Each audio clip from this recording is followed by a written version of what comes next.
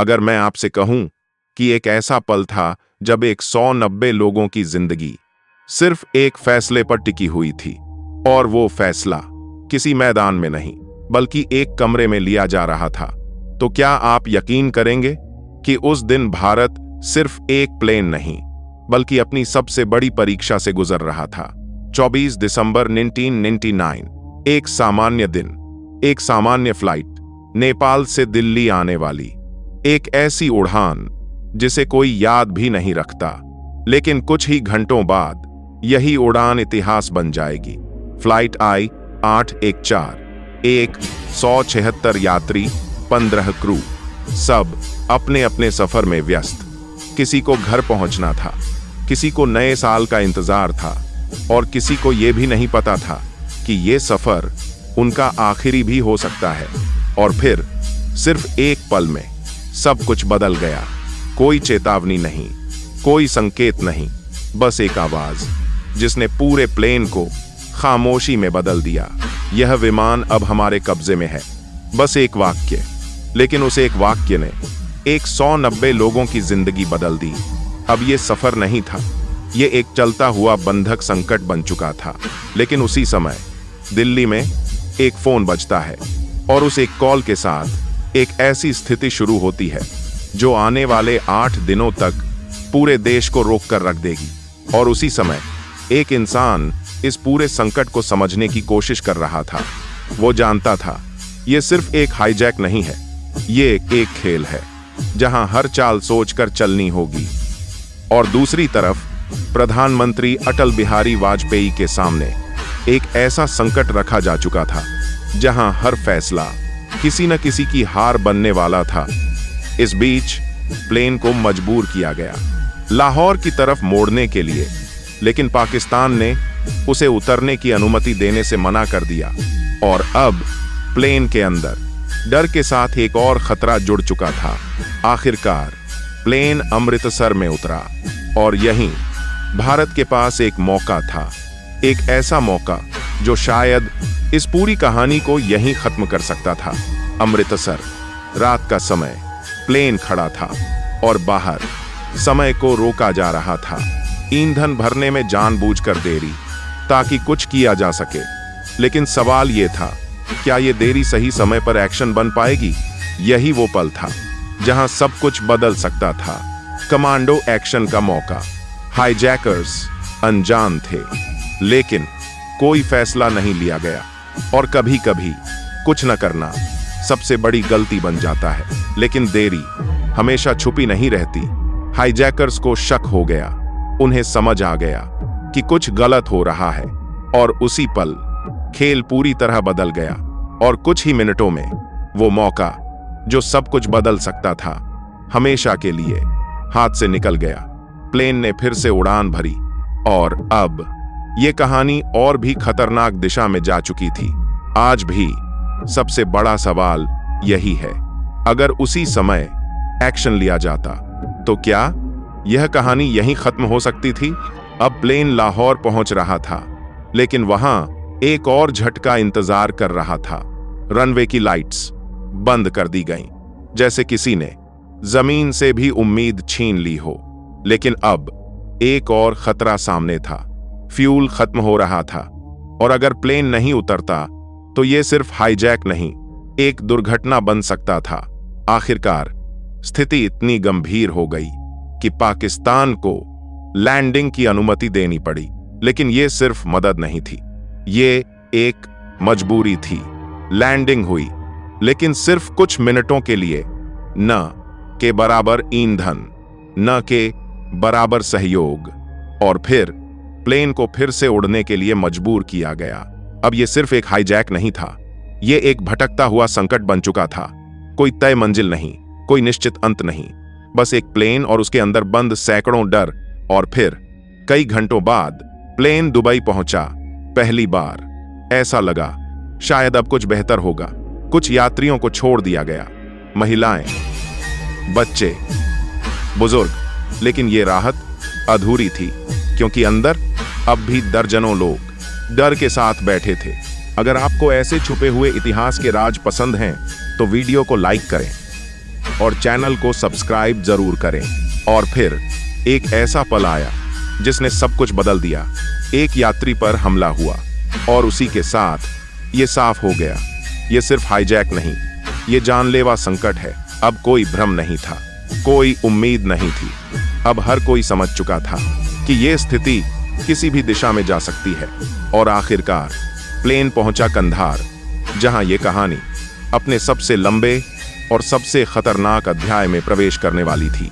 कंधार, रेगिस्तान के बीच एक अकेला विमान और उसके चारों तरफ हथियारबंद लोग। अब ये सिर्फ एक हाईजैक नहीं था, ये एक घिरा हुआ संकट था जहां से बाहर निकलना आसान नहीं था।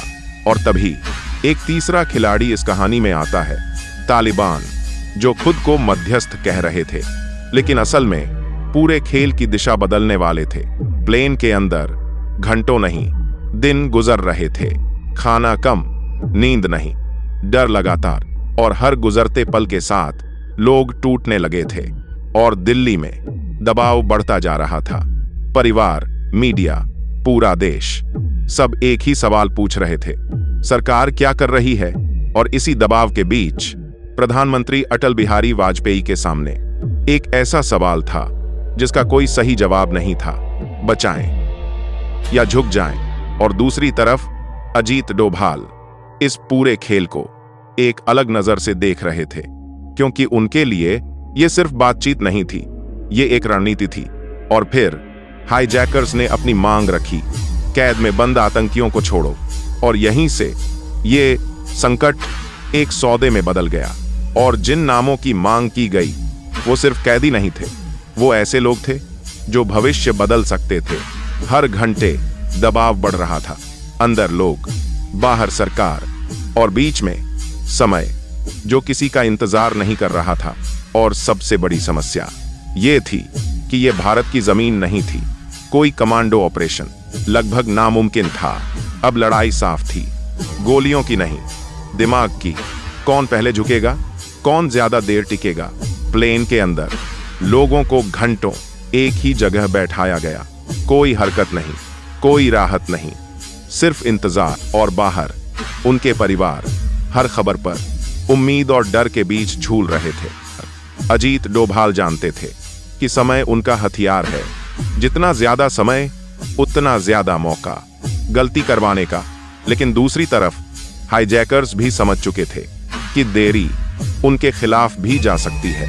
और फिर उन्होंने अपनी मांग और स्पष्ट कर दी, 3 नाम, 3 लोग और 200 मिलियन, और बदले में 190 जिंदगियां। अब फैसला टल नहीं सकता था, या तो इनकार या समझौता, और दोनों ही रास्तों में खतरा था। यह सिर्फ एक फैसला नहीं था, यह पूरे देश का बोझ था जो एक मेज पर रखा हुआ था। अजीत डोभाल जानते थे कि हर सेकंड खतरा बढ़ रहा है और अब फैसला लेना ही पड़ेगा। और आखिरकार वो पल आ गया जब भारत को एक ऐसा फैसला लेना पड़ा जो इतिहास में हमेशा याद रखा जाएगा। अब सवाल सिर्फ ये नहीं था कि क्या सही है, बल्कि ये था कि क्या जरूरी है। क्या 190 लोगों की जान 3 लोगों से ज्यादा कीमती है, या ये फैसला भविष्य में और बड़ी कीमत बन जाएगा? क्योंकि कुछ फैसले उस वक्त सही लगते हैं, लेकिन इतिहास उन्हें अलग नजर से देखता है। और यही वो पल था जहां कहानी अपने सबसे कठिन मोड़ पर पहुंच चुकी थी। और आखिरकार भारत ने फैसला ले लिया, 3 आतंकियों को छोड़ा जाएगा 190 लोगों की जान बचाने के लिए। लेकिन यह फैसला सिर्फ एक समझौता नहीं था, ये एक जोखिम था। और फिर एक टीम तैयार की गई जिसका काम था इस फैसले को अंजाम तक पहुंचाना, हर कदम सटीक और बेहद जोखिम भरा। वो टीम कंधार पहुंचती है, जहां अब सब कुछ तय होने वाला था। या तो लोग वापस जाएंगे या कहानी यहीं खत्म हो जाएगी। तीनों आतंकियों को सुरक्षा के बीच विमान तक लाया गया। हर कदम नापकर रखा जा रहा था, क्योंकि एक गलती सब कुछ खत्म कर सकती थी। और फिर वो पल आया जहां एक तरफ 3 लोग खड़े थे और दूसरी तरफ 190 जिंदगियां। और कुछ ही मिनटों में बंधक बनाए गए लोग आजाद होने लगे। वो लोग जो कई दिनों से डर में जी रहे थे, कुछ रो रहे थे, कुछ चुप थे, लेकिन एक बात सब में समान थी, वो जिंदा थे। और दूसरी तरफ हाईजैकर्स बिना किसी रोक के वहां से निकल गए, जैसे ये कहानी उनके लिए खत्म ही नहीं हुई। और कुछ घंटों बाद वो लोग वापस भारत पहुंचे, लेकिन वो सिर्फ लौटे नहीं थे, वो बदल चुके थे। लेकिन कहानी यहीं खत्म नहीं होती। असल कहानी तो इसके बाद शुरू होती है। जिन लोगों को छोड़ा गया उनमें से एक मसूद अजहर आगे चलकर एक ऐसा संगठन बनाएगा, जैश-ए-मोहम्मद, जो आने वाले सालों में भारत के लिए सबसे बड़ा खतरा बनेगा। इस एक फैसले ने सिर्फ उस दिन नहीं बल्कि आने वाले कई सालों को प्रभावित किया। और सवाल उठे, क्या अमृतसर में मौका गंवाया गया? क्या फैसले देर से लिए गए? क्या बेहतर किया जा सकता था? इस घटना ने कई कमजोरियां उजागर की, सिस्टम, तैयारी और समन्वय, लेकिन हर संकट कुछ सिखाकर जाता है। और इसके बाद भारत ने अपने सुरक्षा सिस्टम में बदलाव किए। समय बीत गया, लेकिन वो घटना लोगों के दिमाग से कभी नहीं गई, क्योंकि कुछ घटनाएं सिर्फ खत्म नहीं होती, वो साथ चलती हैं। उन लोगों के लिए जो उस फ्लाइट में थे, ये सिर्फ एक घटना नहीं थी, ये एक याद थी जो शायद कभी खत्म नहीं होगी। कई लोगों के लिए ये सिर्फ एक वापसी नहीं थी, ये एक दूसरा मौका था जिंदगी को फिर से जीने का। इस घटना के बाद भारत ने अपने सुरक्षा सिस्टम को बदला। एयरपोर्ट, प्रोटोकॉल और प्रतिक्रिया, सब कुछ पहले जैसा नहीं रहा। लेकिन सवाल आज भी वही है, क्या वो फैसला सही था या सिर्फ जरूरी? क्योंकि कुछ सवाल समय के साथ खत्म नहीं होते, वो बस अनुत्तरित रह जाते हैं। और कुछ फैसले कभी पूरी तरह सही या गलत नहीं होते, वो सिर्फ परिस्थिति पर निर्भर होते हैं। और शायद यही वजह है कि कुछ लोग उस फैसले को समझते हैं और कुछ उसे सवाल करते हैं। क्योंकि जब बात जिंदगियों की होती है तो हर फैसला एक बोझ बन जाता है। और यही इस कहानी का सबसे बड़ा सबक है। इतिहास खुद को दोहराता नहीं, लेकिन संकेत जरूर देता है। और सवाल यह है, क्या हम उन संकेतों को समझते हैं या फिर हम फिर से वही गलती दोहराने वाले हैं? तो वीडियो को लाइक करें और सोच वर्ड्स को सब्सक्राइब करना ना भूलें, क्योंकि अगली कहानी शायद और भी बड़ा सच सामने लाएगी।